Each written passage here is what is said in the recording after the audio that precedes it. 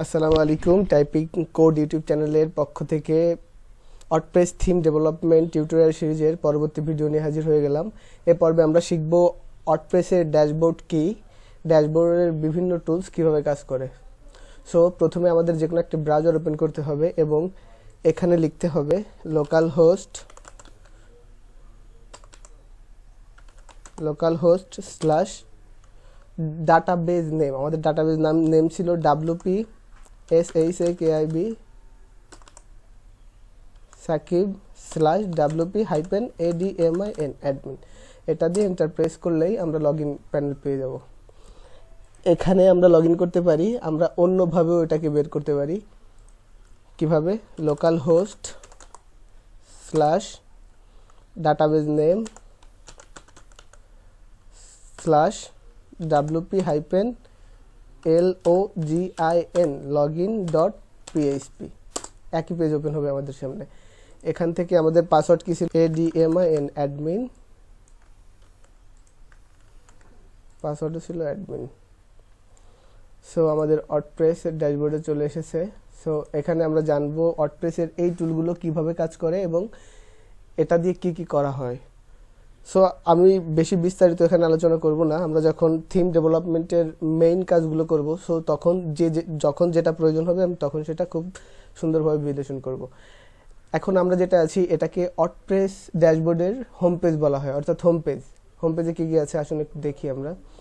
এখানে আছে site title, site health status, অর্থাৎ এই সাইটের যদি কোনো ইরর থাকে তা সেটা আমরা এখান থেকে দেখতে পারবো। কুইক ড্রাফট, এখানে আমরা চাইলে কিছু সেভ করে রাখতে পারবো যা পরবর্তীতে আমরা আমাদের প্রয়োজন অনুযায়ী বিভিন্ন পোস্টে ব্যবহার করতে পারবো। সো আমরা চাইলে এগুলো দিতে পারবো। এখানে অ্যাট এ গ্লান্স, মানে আমাদের টোটাল সাইডে কয়টা পোস্ট, কয়টা কমেন্ট, কয়টা পেজ আছে আমরা এখান থেকে দেখতে পারবো। ওয়ার্ডপ্রেস ইভেন্টস অ্যান্ড নিউজ, এখানে আমরা কি পাবো? এখানে ওয়ার্ডপ্রেসের যদি কোনো পরিবর্তন থাকে বা আপডেট থাকে এখান থেকে আমরা সেটি দেখতে পারবো। অ্যাক্টিভিটিস, সর্বশেষ আমাদের যে পোস্টটা করা হবে সেই পোস্টটা আমরা এখান থেকে দেখতে পারবো এবং কখন পোস্ট করা হয়েছে, কিভাবে পোস্ট করা হয়েছে আমরা সবগুলো এখান থেকে দেখতে পারবো। সো পরবর্তীতে আপডেট কি?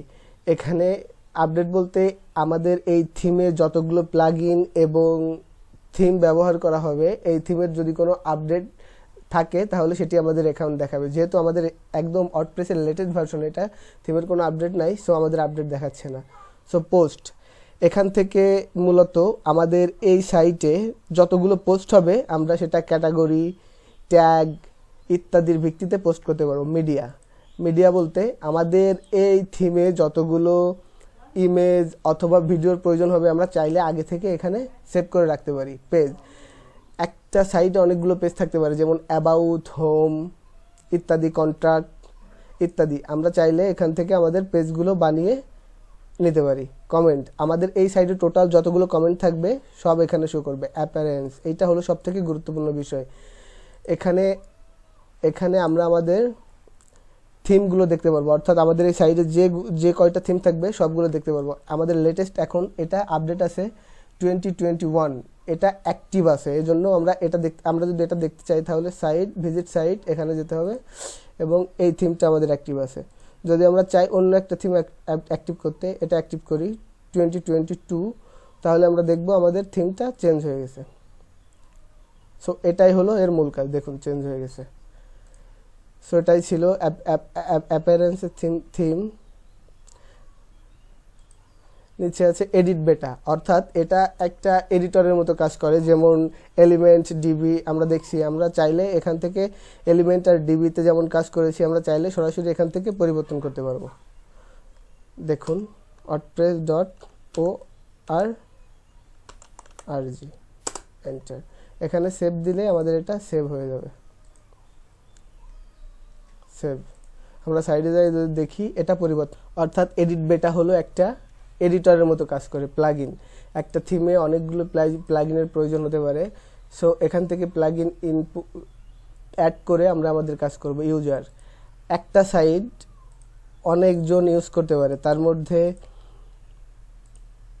একটা সাইট অনেকজন ইউজ করতে পারে। আমরা চাইলে এখান থেকে ইউজার অ্যাড করতে পারবো, ডিলিট করতে পারবো, মডিফাই করতে পারবো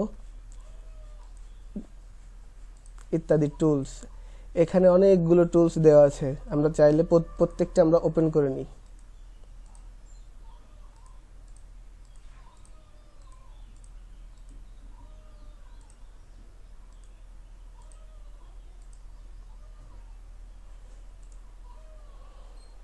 সো ইম্পোর্ট, আমরা চাইলে এখান থেকে আমাদের ওয়ার্ডপ্রেস ইম্পোর্ট করতে পারবো, অর্থাৎ অন্য কোনো ডেভেলপারের ওয়ার্ডপ্রেসটাকে আমরা এখান থেকে ইম্পোর্ট করতে পারবো। এক্সপোর্ট, এখান থেকে আমরা চাইলে অল কন্টেন্ট, মানে আমাদের এই থিমটা আমরা যেভাবে ডেভেলপ করছি, অর্থাৎ এই ওয়ার্ডপ্রেসে আমরা যে যে কাজ করছি সবগুলো এখান থেকে ডাউনলোড দিয়ে অন্য একটা ওয়ার্ডপ্রেসে এই ইম্পোর্টের মাধ্যমে আমরা এই সাইটটাকে অন্য সাইডে ব্যবহার করতে পারবো। সাইড হেলথ আগেই বলছি যে এখানে কোনো ইরর থাকলে আমরা সেটা দেখতে পারবো। ইরেজ পার্সোনাল ডাটা, অর্থাৎ আমাদের এই থিমে আমরা এই পর্যন্ত যতগুলো কাজ করছি আমরা যদি চাই এটাকে মুছে দিতে, তাহলে শুধু আমাদের এখানে লগ ইনের সময় বা ওয়ার্ডপ্রেস ইনস্টলের সময় আমরা যে ইমেলটা দিয়েছিলাম এটা দিয়ে সেন্ড রিকোয়েস্টে দিলেই আমাদের ওয়ার্ডপ্রেসটা একদম নতুন হয়ে যাবে। সো তারপর থিম এডিট, আসলে আমাদের থিমের যে ফাইলগুলো থাকে, থিম এডিটটা সরি কাটা হয়ে গেছে। থিম এডিট, আমরা চাইলে আমাদের থিমের ফাইলগুলো যে এখানে দেওয়া আছে, আমরা চাইলে এখান থেকে আমাদের থিমের ফাইলগুলোর কোড পরিবর্তন করতে পারি, অর্থাৎ আমরা যেটা এডিটর দিয়ে করি সেটার কাজই এখানে দেখানো হয়েছে। সো আমরা ব্যাকে যাই, সেটিং, এই সেটিংটা সব থেকে গুরুত্বপূর্ণ, কারণ এই সেটিংয়ে আমরা অনেক কিছু পরিবর্তন করতে পারি এবং আমরা চাইলে আমাদের মতো করে এই সেটিংটা ব্যবহার করতে পারি। সো এখানে কি সাইট টাইটেল, আমরা সাইট টাইটেল কি পরিবর্তন করছিলাম .com, এখন এখানে org সেভ করছি, org আবার আমরা .com দিয়ে দিব। এখান থেকে আমাদের ট্যাগ লাইন কী হবে, আমাদের ইউআরএল কী হবে, আমরা চাইলে সবগুলো পরিবর্তন, মেম্বারশিপ কী হবে, সবাই রেজিস্টার করতে পারবে কিনা, তার রোল কী হবে, আমাদের ডেট ফরম্যাটটা কীভাবে দেখাবে, টাইম ফরম্যাটটা কীভাবে দেখাবে, এগুলো পরিবর্তন করতে পারি। রাইটিং, আমরা একটু রাইটিংয়ে যাই দেখি। এখানে চাইলে আমরা আমাদের পাসওয়ার্ড চেঞ্জ করতে পারবো, পরিবর্তন করতে পারবো, লগ ইন পরিবর্তন করতে পারবো। রিডিং, আমরা একটু রিডিংয়ে যাব। রিডিং, এখানে আসলে খুব গুরুত্বপূর্ণ একটা বিষয় দেওয়া আছে, অর্থাৎ আমাদের এই ওয়ার্ডপ্রেস সাইটটায় আমরা হোম পেজ হিসাবে, স্ট্যাটিস্টিক পেজ হোম পেজ হিসাবে কোনটা শো করতে চাচ্ছি, অর্থাৎ আমরা সাইটে যখন লগ ইন করবো তখন আমাদের কোন পেজটা শো করবে, আমরা চাইলে এটাকে সেই পেজটা সিলেক্ট করে দিতে পারি এবং পোস্ট পেজ হিসাবে কোনটা শো করবে সেটাও সিলেক্ট করে দিতে পারি। Blog page show at most, মানে ব্লগ পেজে আমাদের কয়টা পোস্ট শো করবে আমরা চাইলে এখানে বাড়িয়ে কমে দিতে পারি। এখানে আর অনেক কিছু আছে, আমরা যা পরবর্তীতে বিস্তারিত আলোচনা করব। এখানে অনেক কিছু আছে, আমরা যা পরবর্তীতে বিস্তারিত আলোচনা করব। সো আমি সংক্ষেপে একটা জিনিস আপনাদের দেখিয়ে দিই।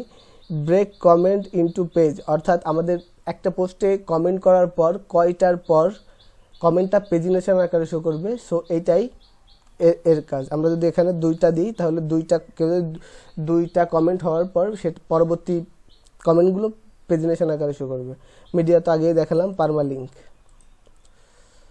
সো পারমালিঙ্ক অর্থাৎ আমাদের পারমালিঙ্ক বলতে এটাকে বোঝায়, এটাই হলো আমাদের পারমালিঙ্ক, অর্থাৎ আমাদের পারমালিঙ্কটা কী হিসেবে শো করবে, আমরা কাস্টমাইজ করতে চাচ্ছি বা পোস্ট নেম হিসেবে বা নাম্বারিক হিসেবে, মান্থ আর নেম হিসেবে, ডেট হিসেবে, আমরা সবাই যেটা করে পোস্ট আর নেম হিসেবে আমরা শো করাতে চাচ্ছি। সো তার জন্য এটাকে দিয়ে সেভ দিয়ে দিব। সো মোটামুটি আমাদের ওয়ার্ডপ্রেসের কাজগুলো শেষ। আর এটা কি কলাপস মেনু, অর্থাৎ এই মেনুটাকে আমরা হাইড করে দিতে পারি, আবার চাইলে বের করে আনতে পারি। সো আমরা একটু ড্যাশবোর্ডে ফিরে যাব, হোম পেজে ফিরে যাব। এখানে চাইলে আমরা চাচ্ছি যে এই নোটিফিকেশনগুলো আমরা দেখব না, সো তার জন্য আমরা স্ক্রিন অপশনে যাব এবং যেগুলোকে টিক মার্ক উঠিয়ে দিব সেগুলো এখানে থাকবে না, একটাও না এখানে। আর এখানে চাইলে আসলে আমরা আমাদের সাইটটাকে লগ ইন করতে পারবো। দেখুন এখানে যদি লগ ইন প্রেস করি আমাদের আবার সেই ড্যাশবোর্ডে নিয়ে যাবে, অর্থাৎ লগ ইন অপশানে নিয়ে যাবে, সরি। সো এই ছিল ড্যাশবোর্ড সমাচার। পরবর্তী ভিডিওতে আমরা দেখব কিভাবে ড্যাশবোর্ড ব্যবহার করে আমরা আমাদের সাইটগুলোকে ডেভেলপ করতে পারি, বিভিন্ন কোড পরিবর্তন করতে পারি। ততক্ষণে সবাই ভালো থাকবেন। আর চ্যানেলটি সাবস্ক্রাইব করে না থাকলে অবশ্যই সাবস্ক্রাইব করবেন। পরবর্তী ভিডিও পেতে বেল আইকনে ক্লিক করুন। ততক্ষণে ভালো থাকবেন। আল্লাহ হাফেজ।